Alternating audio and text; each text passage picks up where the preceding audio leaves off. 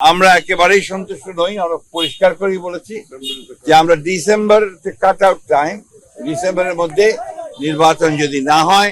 প্রধান উপদেষ্টা ডক্টর মোহাম্মদ ইউনূসের সঙ্গে বৈঠকে আগামী জাতীয় সংসদ নির্বাচনের সময়সীমা নিয়ে সুনির্দিষ্ট রূপরেখা না পাওয়ায় অসন্তুষ্ট দেশের অন্যতম বৃহত্তম রাজনৈতিক দল বিএনপি। বুধবার যমুনায় এই বৈঠকের পর বিএনপির মহাসচিব মির্জা ফখরুল ইসলাম আলমগীর প্রেস ব্রিফিংয়ে বলেন, নির্বাচনের সুনির্দিষ্ট কোনো সময়সীমা দেননি প্রধান উপদেষ্টা। প্রধান উপদেষ্টা মহোদয় তিনি তার সুনির্দিষ্ট কোনো ডেডলাইন আমাদের দেননি। তিনি বলেছেন তবে আগামী ডিসেম্বর থেকে ২৬ জুনে ভোটের কথা বলেছেন তিনি। এতে বিএনপি সন্তুষ্ট নয়। ডিসেম্বরে নির্বাচন না হলে দেশের পরিস্থিতি খারাপের দিকে যাবে বলেও আশঙ্কা প্রকাশ করেছেন বিএনপির মহাসচিব। আর তাহলে নিয়ন্ত্রণ করা কঠিন হবে বলেও মনে করেন তিনি।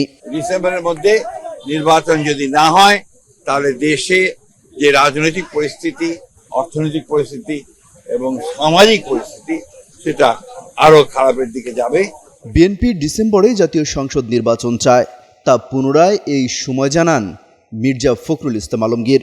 দলটি ডিসেম্বরে নির্বাচন চাওয়ার পাশাপাশি এ নিয়ে রোডম্যাপ চেয়ে আসছিল। এর মাঝেই ভোট নিয়ে তাদের বক্তব্য ও সরকারের অবস্থান জানতে প্রধান উপদেষ্টার সঙ্গে বৈঠকে বসে বিএনপি। এজন্য বুধবার দুপুর ১২টার দিকে বিএনপির মহাসচিব মির্জা ফখরুল ইসলাম আলমগীরের নেতৃত্বে বিএনপির ৭ সদস্যের প্রতিনিধি যমুনায় প্রবেশ করে।